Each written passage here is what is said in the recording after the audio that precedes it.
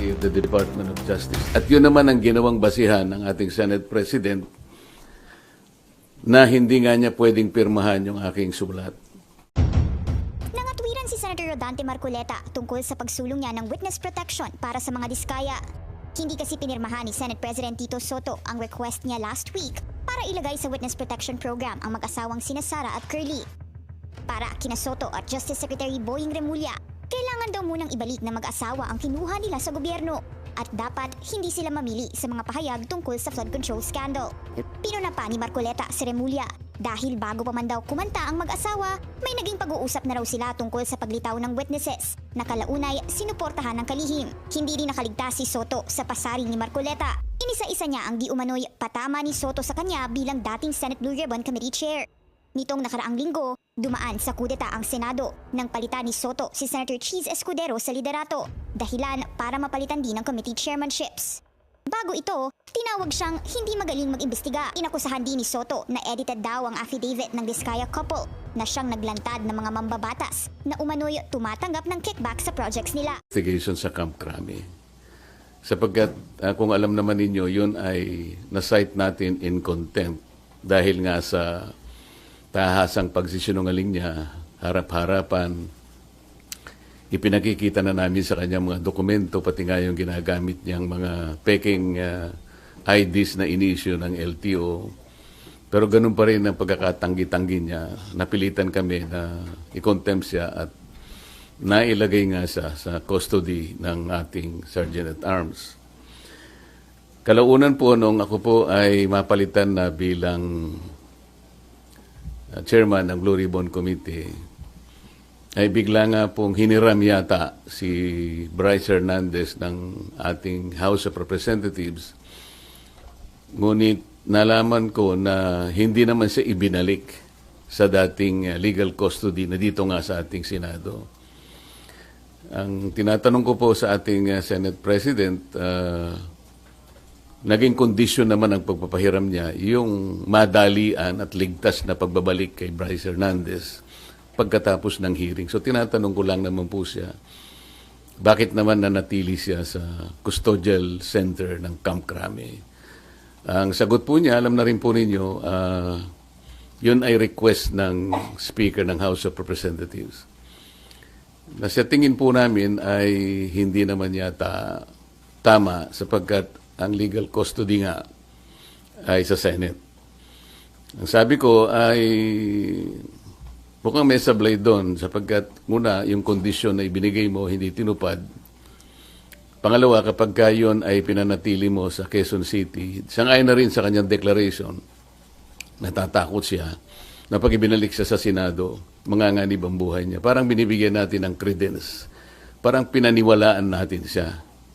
Sa mga katwid, pagka siya'y nagsasalita rito sa Senado, parang hindi siya pinaniniwalaan. Pag nagsalita siya sa House of Representatives, tiwalang-tiwala ng kanyang sinasabi, puro totoo. Samantalang, puro kasinungalingan din naman ang kanyang sinabi. At nung kami magkaroon nga ng konting huddle nung bumaba siya sa session hall, sinabi ko sa kanya, Mr. President, dapat naman sana nakonsulta mo naman ako kung siya ay tuluyan mong ilalagak sa pangangalaga ng custodial center ng Quezon City. Bakit ko naman gagawin? Sabi niya, ako naman ang Senate President. Nakalimutan po niya na meron po tayong tuntunin sa Blue Ribbon Committee. Ito po ay nasa Article 6, Section 6, Paragraph C ng rules ng Blue Ribbon Committee. Kailangan po malaman ninyo. Ang sinasabi po ron, yung witness na cited in contempt may be ordered to be detained in such a place as may be designated by the committee alone. Napalitan ka na eh. Bakit pa kita kukonsultahin? Hindi po eh. Nung kinumit niya sa Quezon City Custodial Center, na-monitor ko sa bilyonaryo at sa ibang mga pahayagan, Inquirer, mga 2:15, 1:30 to 2:15 p.m. ang nakalagay sa mga dyaryo. For the record, nung ako po napalitan is about 5:24 in the afternoon. So ako pa rin ang chairman. So gusto ko lang linawin yun. Ang pangalawa po rito ay yung aking sulat sa DOJ na bilang nananatiling chairman noon ng ating Blue Ribbon Committee, nirekomendo ko po na siya ay makapag-apply sa Witness Protection Program. Sangayon po sa Republic Act 6981. Kasi po sinasabi rin po sa Section 4 na sinasabi na sa kaso ng legislative investigation in aid of legislation, yung witness po, upon his express consent, ay pwede siyang ma-admit into the program upon the recommendation of the Legislative Committee where his testimony is needed. So yun po yung aking ginawa. Ibig sabihin, lahat po ng aking ginawa na aksyon ay naaayon naman sa batas na umiiral.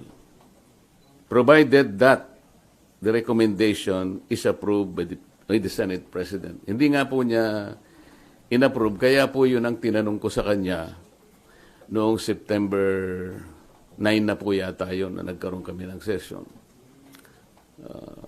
O September 10 na po yata yun. Ang sabi niya, kaya hindi niya inapprove, nabasa niya yung sinabi ng SOJ na kinakailangan ng mga diskaya ibalik nila yung kanilang nakuhang hindi kanila. Yun ang magiging policy ng DOJ para sa ganon ay ma-approve yung kanyang aplikasyon under the WPP.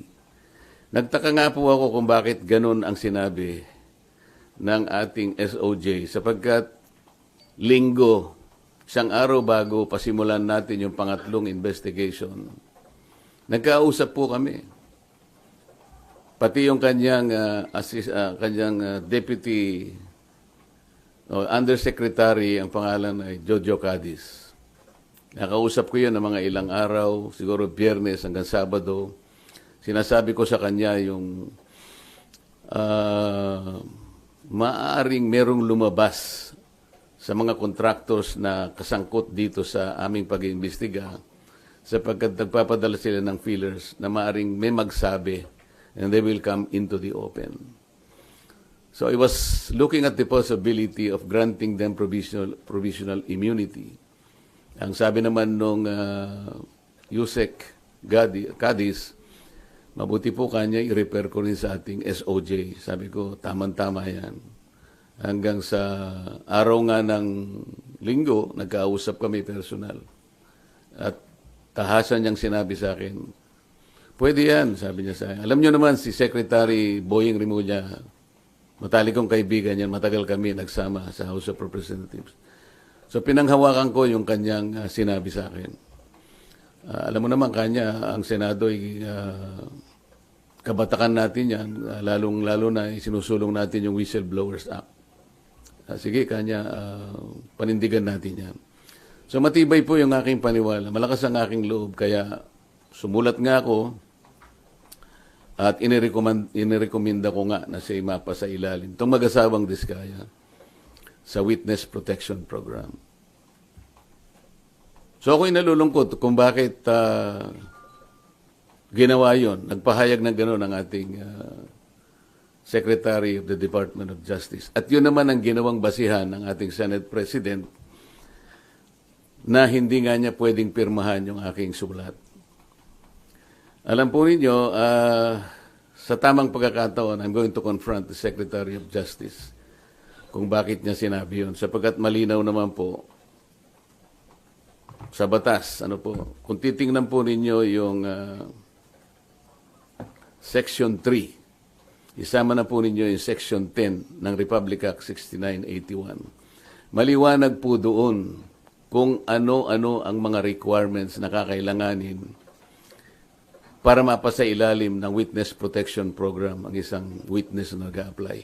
Hindi po kasama doon yung restitution na kanyang binabanggit na magbabalik ka pa ng kung ano-ano sa gobyerno. Unang-una po, nasa pag-iimbestiga pa lang po tayo Kanino kukunin at paano i-determine yung halaga na ibabalik ng mga diskaya kung sakasakali? Wala po sa tuntunin ng batas. Ang ilan po sa mga requirements kung bakit ka magko-qualify sa witness protection. Yun pong offense na kung saan kakailanganin ng testimony is a grave felony. Ito po kasi ay naharap nila dito kung sakasakali ay plunder. So grave po yun eh. Yung testimony po ay substantially corroborated in its material points. Sinasabi ng mga diskaya, meron po kaming dokumento eh. Dapat sana tuntunin nila. Meron po kaming mga ledger. Hindi naman nila inahanap kung nasa ng mga ledgers. Dapat yun ang tanongin nila sa mga diskaya. Ang miyembro niya, siya o ang miyembro ng pamilya up to the second civil degree by consanguinity or affinity ay nasa threats, tinatakot. Maaari silang mamatay. Maaari silang puwersahin, takutin. Ito po yung mga requirements lang eh. At hindi siya law enforcement. Sa Section 10, sinasabi rin, ang walang ibang direct evidence na maglilink sa mga iba. Kung kakailanganin mo ang kanyang testimony, isa sa requirement yun eh. Na sila they are not the most guilty. At hindi pa sila na-convict ng krimen involving moral turpitude. So makikita po ninyo rito, yung restitution na sinasabi ng Secretary of Justice, na yun naman ang pinagbasihan ng Senate President, hindi po kasama sa requirements para lang ikaw ay makapag-apply under the Witness Protection Program. Bakit po bumaligtad ang Secretary of Justice? Ngayon po sinasabi ni Senate President, nagmamadali daw po ako na mabigyan sila ng Witness Protection Program. Yun po yung sinasabi ng batas eh. Pag hiningi nila with their consent, sapagkat nanganganib ang buhay niya, hindi ka magmamadali. Ilalagay ko po ba sa kamay ko ang kaligtasan ng mag-asawa na yun? Sila po ay nagkusa, gumawa ng salaysay. At kung malalagay ang kanilang buhay sa alanganin, sa peligro, sa kamatayan, hindi ko hihintayin na dumating yun. Gagawin ko yung katungkulan ko sa ilalim ng batas. Kung sinasabi nila nagmamadali ako, maaaring nagmamadali ako sapagkat yun ang kailangan para sila'y mailigtas. Okay. Sir, kaya nyo ba siya ini-apply sa protection program? Sa tingin nyo ba, nagsasabi ng totoo yung mag-asawang Diskaya? Kasi may mga observation na parang selective ang kanya lang pinangalanan, yung samantalang year 2016 pa, as early as 2016, nag-DDPWH projects na sila, pero parang wala siyang pinangalanan doon sa... Yung tanong mo kung pinaniwalaan ko, sinabi. Kaya that's beside the point eh. It's not for me to render judgment doon sa kanyang sworn statement. Iyon ang kanyang sworn statement. At sinabi niya roon na nanganganib po yung buhay ko namin dahil sa lumabas po kami na ganito. At bukod doon, bago siya gumawa ng isang sworn statement, minabuti ko para masiguro ko na talagang voluntaryo ang kanyang gagawin. Sabi ko sa emissary niya, pasulatin mo sa akin kahit na handwritten note na talagang voluntaryo niyang gagawin at kung bakit niya gagawin yon. Nasatisfy ako doon sa kanyang sulat. Kaya sabi ko, sige, sabihin niyo sa kanila, gumawa sila ng sworn statement. Hindi para sa akin na i-judge yung sworn statement. Ito will form part of the proceedings na pagdating ng araw, ito ay gagamitin po ng korte. Mahaba pong proseso ito eh. The Senate President already rendered judgment doon sa sworn statement. Dapat hindi po gano'n eh. Wala po kaming karapatan husgahan ang sworn statement ng isang taong gustong magpahayag ng kanilang saloobin. May kinalaman sa pag-iimbestiga nito. Pero sir, yung decision nyo na gawin siyang state witness... Hiningi po niya yun. At nasa batas po na kinakailangang ibigay sapagkat nanganganib nga yung buhay niya sang-ayon sa kanilang pahay. Nakikita ko rin po, sa tahanan nila, pinagbababato sila. Ano po ang gagawin ng isang chairman ng Blue Ribbon Committee? Sir, nakonsulta daw po ba yung mga miyembro ng Blue Ribbon o yun ay sariling decision nyo, sir? Paano kung kukonsultahin? Hindi ko nga alam kung maglalabas sila ng sworn statement. Nung ibigay nila sa akin yon, gabi ng linggo, nung makuha ko yung in a sealed envelope, Wala na akong pagkakataon na bigyan ko ng kopya ang aking mga kasama. So dahil magsisimula ng alas 9, doon ko inihayag yung sworn statement. Hi, sir. Sir, Mean po from TV5. Sir, I Yes, need to ma'am. ask this, ha. Kasi yung sinasabi, kaya daw po ang bilis ninyong inirekomenda maging state witness, nagkaayusan na. Would you want Sino to po comment? nagsabi nun? Sir, yun yung mga nag-circulating among netizens, sir, nung time na lumabas yung letter na... Sana po merong nagsabi talaga kasi mahirap mag-speculate ng ganun. Nagmadali po ako. Ako po, sinasabi ko sa inyo ang katwiran ng dapat magmadali. Yun po yung yun po yung sinasabi ng batas. Binasi ko po sa batas lahat ang aking ginawa. At hiningi po nila at sa aking palagay po ay nanganganib nga sila sapagkat marami silang binanggit na mga pangalan at nakikita ko rin naman kung anong ginagawa ng mga tao sa kanilang sariling tahanan. Hindi po ako pwedeng magbakasakali. Ayokong ilagay sa kamay ko yung kaligtasan nila. Kung hindi ko po ginawa, ako po ang nasisi. Baka iba po ang tanong nyo sa akin ngayong umagang ito. Sir, since malinaw at matibay po pala yung sandigan kung bakit nyo ginawa ito, would you seek audience with Senator Ping as the new Blue Ribbon Chair para po makiusap or paliwanag sa kanya ba't kailangan maging state witness yung Discayas? Alam niya ang tuntunin ng ating mga batas. Iyon po ay sinasaalang-alang ng batas. Hindi po ako naniniwala na hindi nila alam. Babasahin lang po nila yung Republic Act 6981. Nandun po yung mga provision. Sino-sino ang pwedeng mag-apply. Ang requirements po, sila po ba ay covered ng mga requirements? Sila po ba ay pasok do sa mga requirements? Alam po nila kung papasok o hindi. Hindi ko na kailangang makipag-usap. Kung kinakailangan, bakit hindi? Ngunit, baka mamaya sinasabi nila, may pinagtatanggol na naman ako. Ang dapat po niyong mapansin ay ganito. Bakit po nila ginadjudge yung sworn statement? Wala pong sino sa amin ang pwedeng mag-judge. Not even the Senate President. Ako nga pwede akong magsabi na baka siya yung may pagkukulang ba't niya ginadjudge. Sapagkat alam ko yung mga diskaya, kalaban ng pamangkin niya sa politika. Meron akong babanggitin sa inyo na mga ibang pangungusap na ginawa niya na kailangan po nating linawin din. Kaya ito ang dahilan kung bakit ko kayo pinatawag sa isang press con. Ito po mula sa ANC Head Start. Interview ni Ms. Karen Davila about the Blue Ribbon Chairman being a lawyer. Sabi po ni Senate President Soto, there is no such thing as a rule, dapat abogado yon. Abogado ka nga, di ka naman magaling mag-imbestiga, di ba?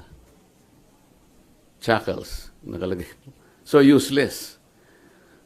Unang-una po ako, wala akong in-insinuate na dapat ang chairman ay abogado. Ito lang ang in-insinuate noong isang babaeng hanggang ngayon hindi makamove on kung bakit ako nanalong senador. Alam na po ninyo yun. Pinipilit po ba nila sinabi ko ito? Hindi ko po sinabi ito. Pero sila nga po ang may pasaring rito eh. Abogado ka nga, hindi ka naman magaling mag-imbestiga, di ba? Saan po nila nakuha yun? Sino po ba yung magaling? Bakit tayo magkukumpara? Ito pa po sinabi niya, September 10, 2025, sa totoo lang, 1PH, Job Francisco, Cheeky Verhel, Cheryl Cosim, SP Soto, may suspetsa na kami na inedit yung affidavit ng Diskaya. How can the Senate President say this? What is his basis for doing this? This is a serious charge. Sino po ang nag-edit? Ako po ba pinatutungkulan niya? Sir, isa na lang from my end. Sir, yung doon lang sa Camp Crame, sabi nyo sablay na binalik doon si Bryce, pero ngayon nasa Pasay City Jail, you're okay with that, sir? Alam mo ako, hindi ako pala away. Ang gusto ko lang kasi, the processes of the Senate and the integrity of the inquiry will not be compromised. Ang legal custody nasa Senate. Ang kondisyon na binigay ng Senate President, ibalik sa Senado. How come nag-relent siya sa request ng Speaker of the House of Representatives? Inconsequential yung request. The House of Representatives has nothing to do with the custodial authority of the Senate. Makukompromise tayo. Ngayon, nung sinabi nila na okay na ba sa'yo, nailagay na lang natin sa Pasay City. Para sa akin, okay na rin. The Senate is under the jurisdiction of Pasay City. Para lang ma-preserve natin, a semblance of authority of the Senate cannot be compromised in any manner. Yun lang ang point eh. Ang dami po nilang sinasabi rito eh. Very debuts, September 14, 2025, via Twitter. Wala pang hearing ang Blue Ribbon ni Ping Lacson. Gustang ilan mapalitan agad. Sino po yung nagsasabi? What are they afraid for? Sino po natatakot? Bakit po nila sinasabi? Bakit nagmamadali WPP agad dito? Ano ba nangyari? Malalaman natin sa Blue Ribbon kay Senator Lacson, meron siyang investigasyong ginagawa tungkol dyan. Ibig ba sabihin, will they investigate the Discayas kung ba't sila gumawa ng sworn statement? Yun ba yung gagawin? Ito yung sworn statement ng tao. You have no right to question that sa Blue Ribbon Committee. Kung ano yung pinahayag niya, it is for the court to appreciate that. Pagdating ng tamang panahon. Pero para i-judge mo ito, para i-judge mo na inedit ito, o nagkabayaran dito, iba na po yung narrative nila. It is not good for the Senate na ganito po yung gagawin nila. Kami po, hindi ako nakikipagkumpara kung sino yung magaling. Kung sino yung gagawa ng tama, yun po yung tama, yun po yung dapat natin gawin. Kahit kailan, hindi po ako nakipagkompetensya kung ang pag-uusapan yung pagganap ng tungkulin bilang isang senador. Ang Blue Ribbon, wala na hong obligasyon na i-verify yung veracity ng sworn statement ng isang testigo. Kasi di ba binibet po yun bago para tanggapin or hindi? Kasi pwede magamit ang Blue Ribbon kung nagsisinungaling po yung witness. It is for the court to appreciate that. Kami po, kung ano yung binigay nila, tatanggapin po namin yun. Yun po yung risk nila. Ang usapan dyan, kaya mo ilalabas yan, yan ang totoo. Yan ay yung sarili mong, voluntaryo mong ginawa. Sila lang ang makakapagpasya nun. At pagdating po ng panahon, nakakailanganin lahat ang pag-iimbestiga niya. Sa tamang panahon, ang korte lang pong magbe-verify yan. Haharap sila sa korte. Ang korte po ang makapagpapatunay. In the final analysis, the court will be able to determine kung tama o hindi yung kanyang sworn statement. Marami pong paraan para yun po ay malaman natin. Pero hindi po ang Blue Ribbon, kasi po ang Blue Ribbon, kung titingnan po niyo yung tamang direksyon niya, in aid of legislation lang po ito eh. Pagdating ng araw, yan pong mga prosecutorial actions na yan, sa korte na po lahat pupunta yan. Kung makukumpleto po yung committee report, lahat po yan papunta na po sa prosecution at finally to the courts of law.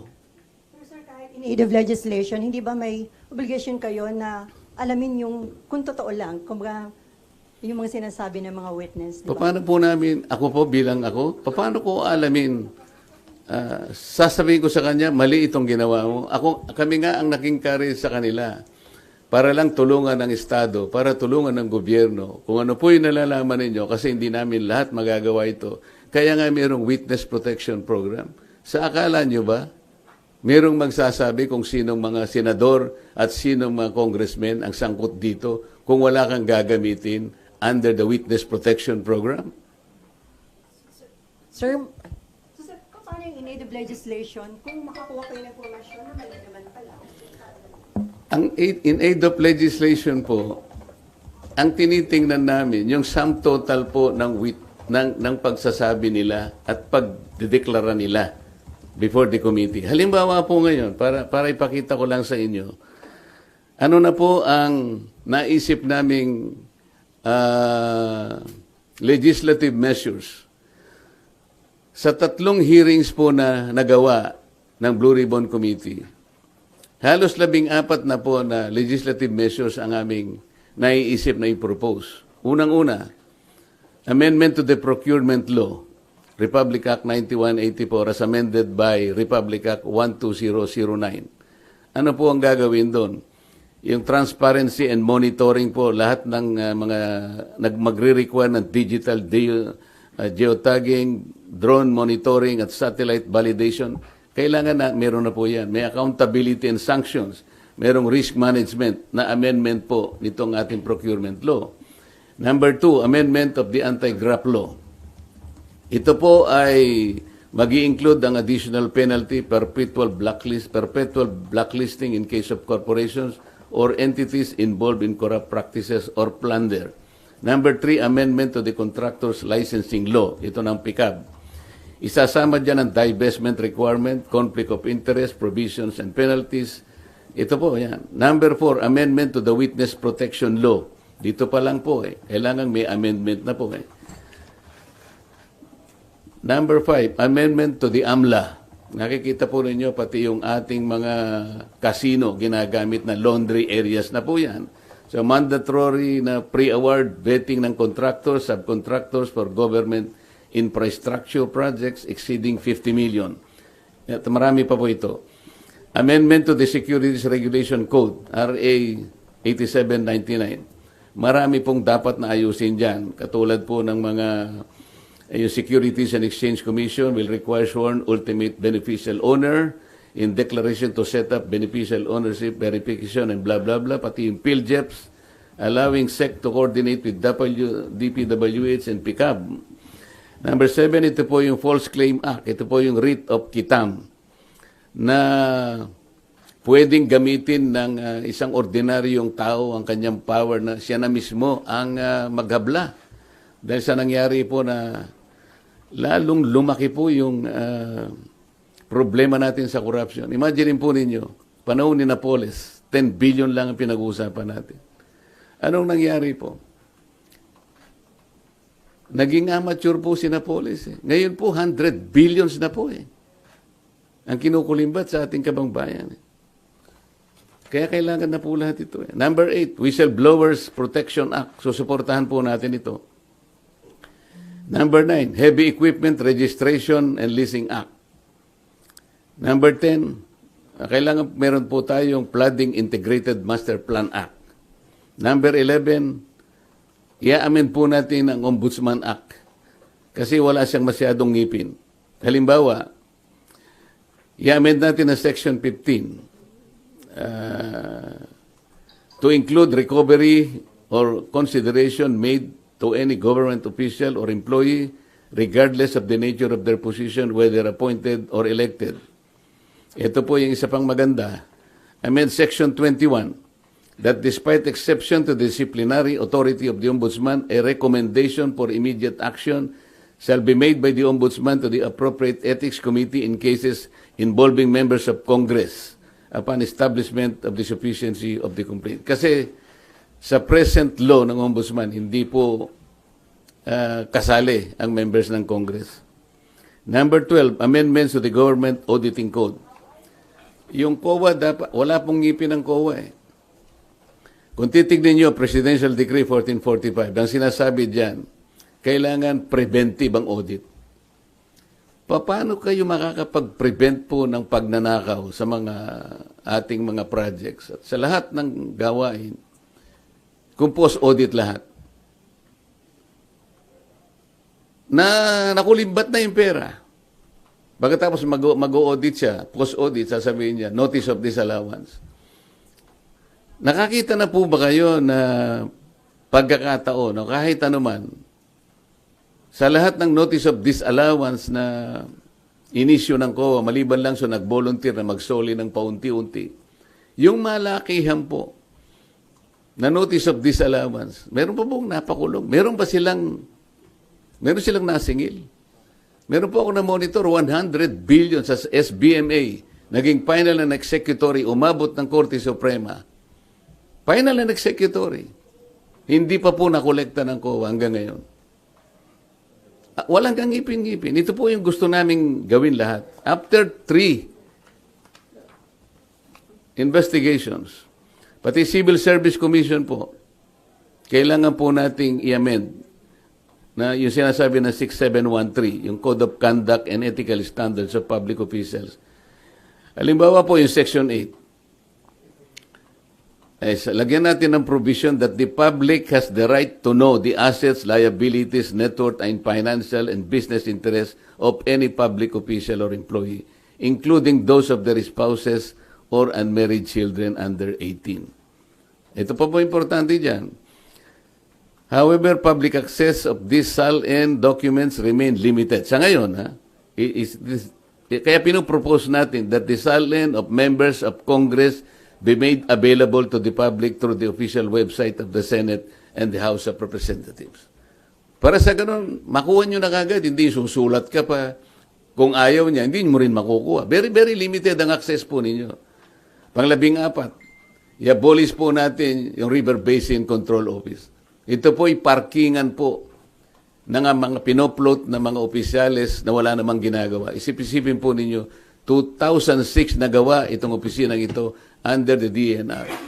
Siya ang dapat mag-integrate ng ating 18 existing river basins in this country. Wala silang nagawa kahit isa. Puro pangwawaldas lang ng sweldo. Nagsusweldo na walang ginagawa. Ito po yung gusto namin gawin. After 3 hearings, 14 na po ang measures na naiisip namin na dapat nating isulong para sa ganun itong mga nangyayaring ito. Kahit papano, ma-address na po natin lahat.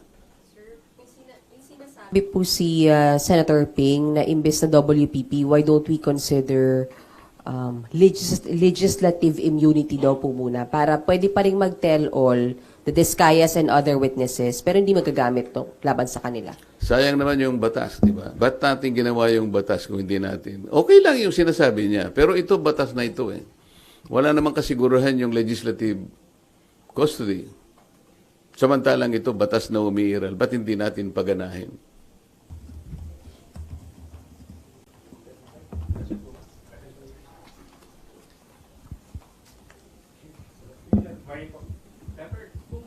Nabanggit niyo po kanina na hindi na po saklaw ninyo trabaho yung pag-determine kung nagsasabi ng totoo o hindi yung witness.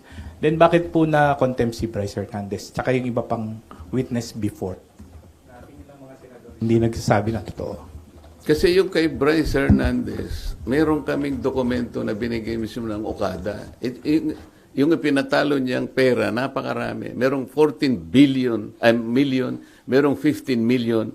Tapos meron siyang ginagamit na isang ID na in-issue ng LTO. Litrato niya pero ibang pangalan. So, sinasabi namin, hindi ba ikaw ito? Ito yung ipinanalo mo, ito yung pinatalo mo eh. Wala po akong alam dyan. Hindi ko po pera yan. Kapag ako po yung naglalaro, ang nagbibigay po ng pera yung boss ko, yung Alcantara. Ito yung pambabastos na sa harap namin. Nandito na yung katwiran eh. Yung kay Diskaya, lumabas siyang mag-isa. Hindi ko anticipated kung ano yung nilalaman ng kanyang ano eh. I have no right to judge. Sabi ko nga sa inyo, pag natapos na lahat ng investigasyon, isa yun, maring iba pa ang lilitaw. Sa korte na po, gagamitin po lahat yun.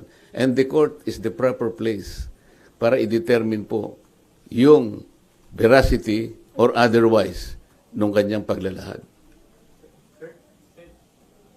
So, what do you make of the allegation of Bryce Hernandez na may mga senador na tumanggap din po ng kickback from the flood control projects? Ang pagkakaiba kasi, ayokong i-judge din yun.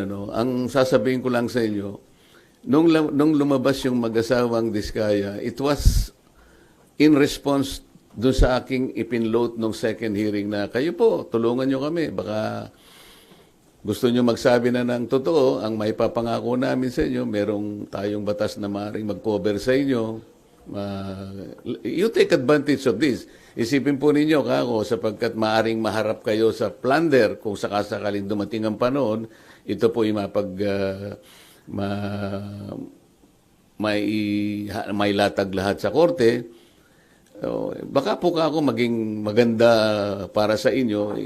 Walang madali. Pare-parehong mahirap to. Ngunit makakapamili kayo, maaring makaiwas kayo sa criminal prosecution. Maaring ang gawin na lang ng gobyerno ay civil liability na lang. So, in response to that, parang in-explore naming possibility, may lumabas nga. Ito nga yung Diskaya. Ang totoo nun, mayroon pa nga gustong magsalita pa, pero ang sabi ko nga sa kanila, mag-unahan kayo. Kasi kung halimbawa, ma-establish na namin na ito'y sapat na, hindi na namin kailangan yung iba, di ba? Kasi isa sa mga requirements ay yung masasubstantiate yung mga in material points, lahat ng mga premises. Kung na-establish na halimbawa sa magitan nito, kalabisan na yung iba pa. Kaya namin pinload yun. Ngayon, yung paglabas ni Diskaya, wala siyang, hindi siya under custody Di ba? So, inaakala namin, voluntary talaga. Tsaka sumulat siya sa akin, talagang voluntaryo. Inamin niyang voluntaryo sa sarili nila na gumawa ng pagsasalaysay. Samantalang si Bryce Hernandez, under sa custody na siya ng Senate. Sa palagay mo, voluntary pa yon? Ako sa akin lang. Gusto kong ibalik sa inyo, voluntaryo pa ba yung kaya ka, nandun ka na gigisain ka na naman ng House of Representatives At meron nga mga nag-text sa akin na mga ibang tao na tumutulong sa ibang mga partido. Meron daw mga congressman doon na nagsabi o nagsasuggest, maglaglag ka na rin ng mga senador para hindi kayo makontempt. So, malalagay sila sa pressure So, kung tatanungin mo ako, palagay nyo ba kapani-paniwala? Hindi ko alam. Pero kayo ang makakapagsabi, alin ang mas magandang sworn statement? Yung hindi ka pa under custody o yung under custody ka na? Doon masasalamin mo ngayon kung alin ang mas voluntaryo. Alin ang mas totoo. Sir, hindi ba, Senator, mahalaga din yung ma-determine yung credibility ng isang nag-a-apply na witness? For example, itong Diskaya, si Sara Diskaya, pating asawa niya, they have been denying before that they own more than one company. Sabi na yung Alpha and Omega lang yung kumpanya nila. Pero later on sa Blue Ribbon, inamin po nila na siyam yung pagmamayari nilang kumpanya. Alam mo, yun nga ang korte nang magdidetermine noon later on. Kami, nahangga lamang kami doon sa paggawa ng batas sapagkat ang aming direction is always in aid of legislation. Gusto kong malaman ninyo, there is a distinction between police investigation at saka yung investigation in aid of legislation. Ayokong magbigay ng insinuation dyan, but hindi ako marunong sa police investigation dahil hindi ako police.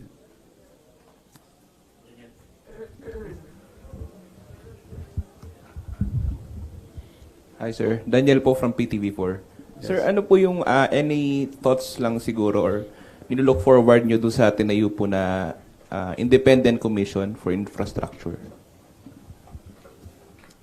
Ateneo, ano yun? Independent Commission po. Yung ICI? Wala naman akong... baka sakaling makatulong naman yon, bakit hindi? Ang gusto ko lang sanang makita ninyo, lalo na kayong mga members ng media, kailangan mag-fit sila doon sa tinatawag na Independent Commission. Sino yung magiging opisyal na hihirangin na magko-compose ng Independent Commission? How independent can they be? Yung probity na hinahanap, wala ba silang kulay politika? Sila ba ay magpapahayag na kahit kailan hindi sila tatakbo sa opisinang pampolitika? Para sa ganon, ay yung gagawin nila ay talagang independent of anything. Para paniwalaan. Kasi yun ang importante, kailangang paniwalaan.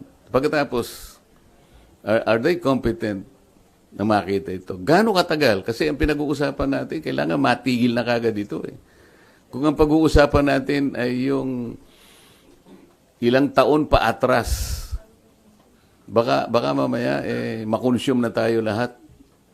Hindi ba dapat merong immediate na gagawin dito? Kaya ngayong sa amin, in aid of legislation, kailangan mailatag kaagad. Yung mga batas na kailangan, ma-address natin kaagad. Lamang, ang problema kapag ka-legislation, medyo matagal nga rin. Pero pagsikapan po natin, nabilisan, mapast track natin, given the extent and magnitude of the problem ahead of us. Hi, Sen. In relation to his question po, sabi ni Senate Minority Leader Alan Cayetano po, magkakaroon daw po ng meeting ang Minority Bloc regarding po dyan sa pag-support po sa Independent Commission. At sabi po ni Senator Alan, susuportahan lang daw po yun kung, wait lang, yung mga tinalagang miyembro ay malaya sa impluensya ng politika at malalaking negosyo. Kayo po, Sen, would you support the creation po ng Independent Commission for Infrastructure po?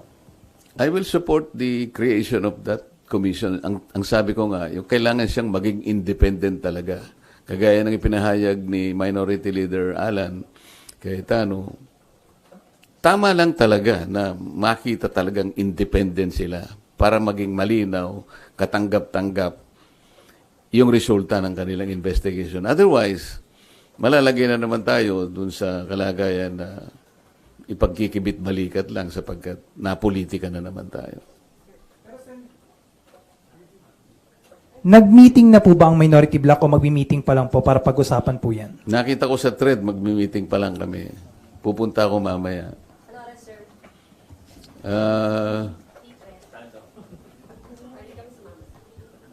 Parang lunch yata eh. Pero quick lunch lang siya kasi kailangan namin makabalik dahil may session, hindi ba? Sir Mav Gonzalez po, GMA. Sir, may we get your comment lang po, ibabalik na daw po sa Senate si Bryce. Ano ka mo? Ibabalik na po sa Senado si Bryce. O, hindi maganda. Talaga naman dito siya dapat eh.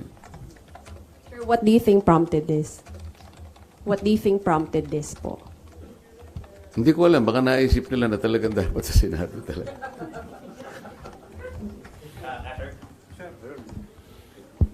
Sir, good morning po. Asher Kadapan Jr. from UNTV. Sir, tanong lang, ano po yung recommendation na dapat na maging direction po ng Blue Ribbon Committee investigating the anomalous flood control project? Nakausap niyo na po ba si Senator Ping about it? Ano yung huling tanong mo? Nakausap niyo na po si Senator Lacson about it? Direction po lang. Kailangan ba kaming mag-usap? Kasi sila nga yung nagsasabi na mali daw ang direction ko. Baka sila yung tama yung direction. Tingnan na lang natin, di ba? Hindi ko kasi alam kung bakit sinabi ni SP Soto na tingin namin mali yung direction. Marami raw dissatisfied sa mga kasama namin.